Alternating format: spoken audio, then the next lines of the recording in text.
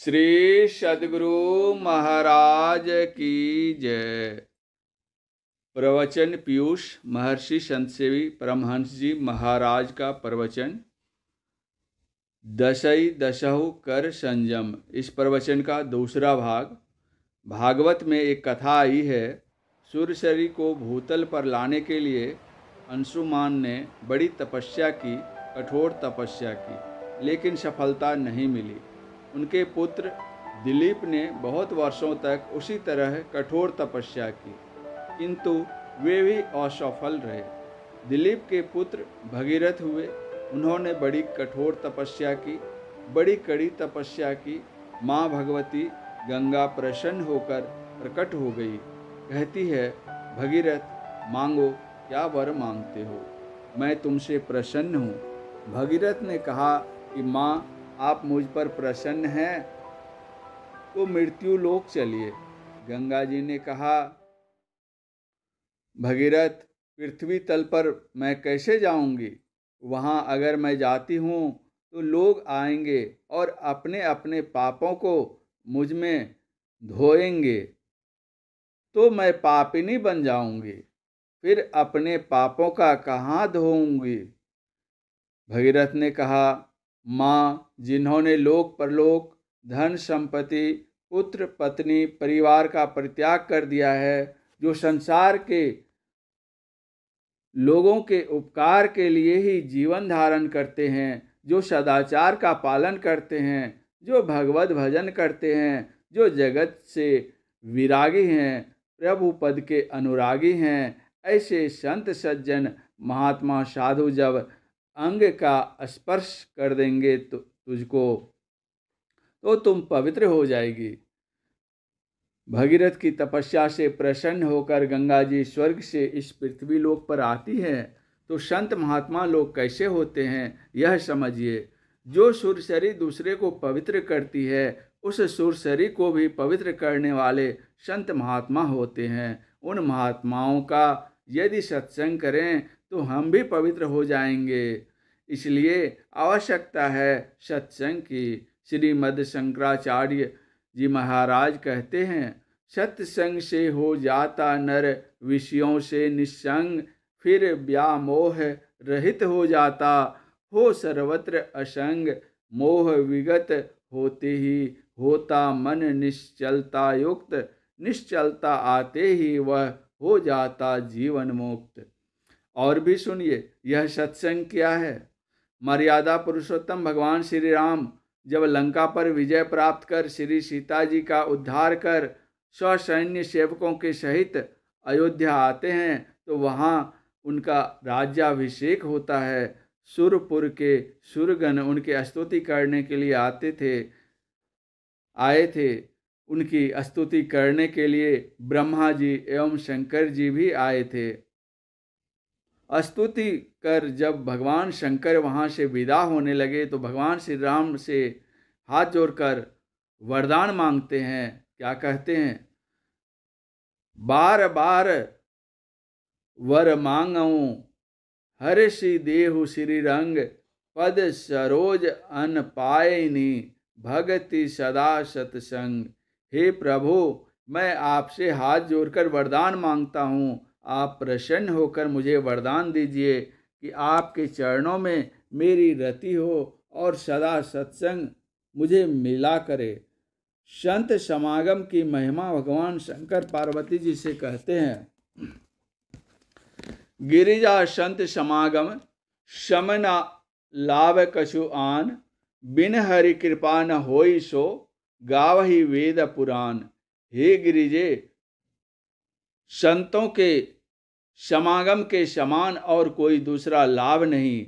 संतों के समागम का लाभ भी तभी मिलता है जब प्रभु की अनुकंपा होती है। हम लोगों पर प्रभु की बड़ी अनुकंपा है कि हम लोग यहाँ सत्संग में उपस्थित होकर सत्संग का लाभ ले रहे हैं।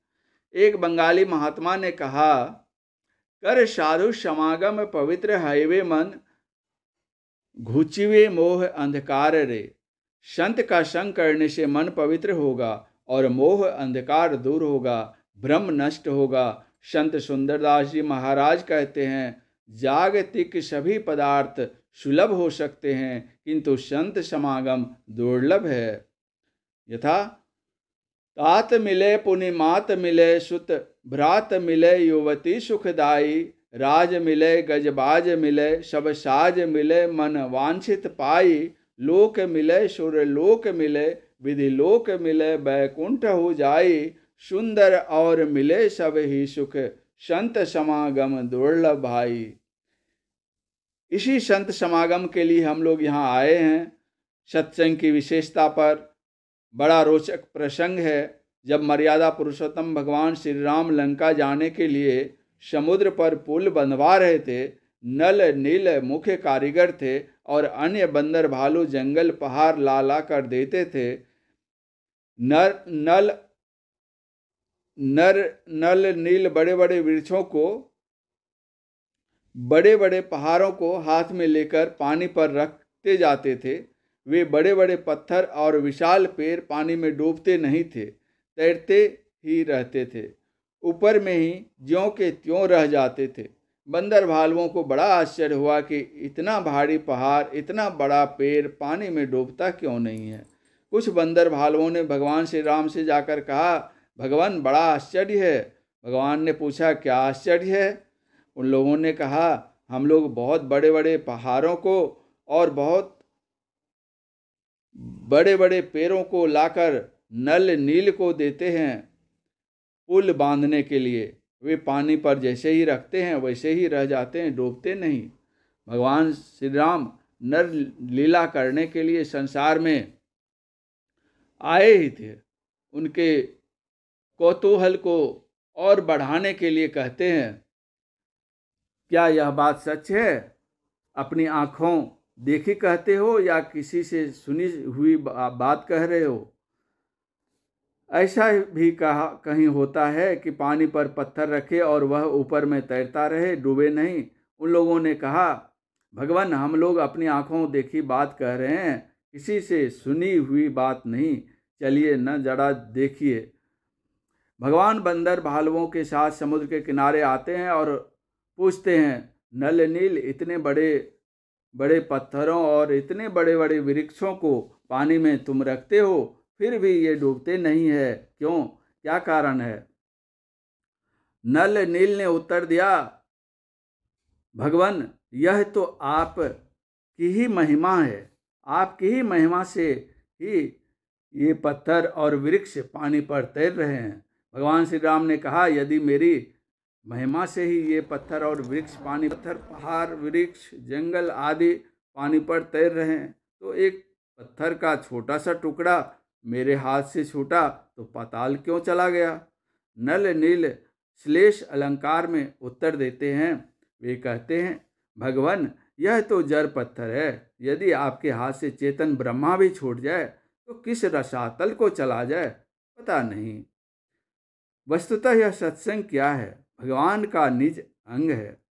इस प्रवचन का तीसरा भाग अगले प्रवचन पाठ में। पूज्यपाद महर्षि संतसेवी परमहंस जी महाराज का यह प्रवचन अखिल भारतीय संतमत सत्संग का 88वां वार्षिक महाधिवेशन के शुभअवसर पर बड़ाड़ी भागलपुर बिहार में दिनांक 17/4/1999 ईस्वी के प्रातःकालीन सत्संग में हुआ था। श्री सद्गुरु महाराज की जय।